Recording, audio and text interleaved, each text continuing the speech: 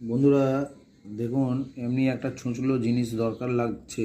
যখন আমি এই হেডফোন রিপেয়ার করছি, এই জায়গা থেকে হালকা দেখবেন লকটা থাকে, এই লকটাকে খুলতে হবে।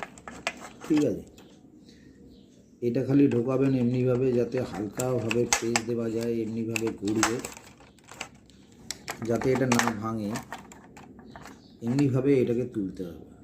ঠিক আছে, এমনি করে করে তুলতে তুলতে দেখবেন এটা আস্তে আস্তে করে খুলতে থাকবে।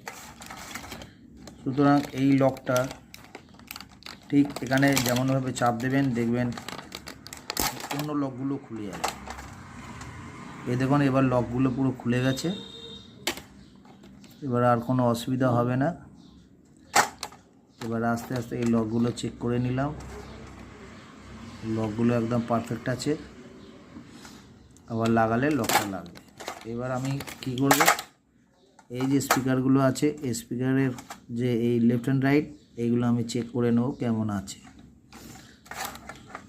যেমনভাবে এটাকে খোলা হলো, এরকমভাবে এটাকে এর ভেতর থেকে প্রেসার চাপ দিয়ে এটাকেও খোলা হবে।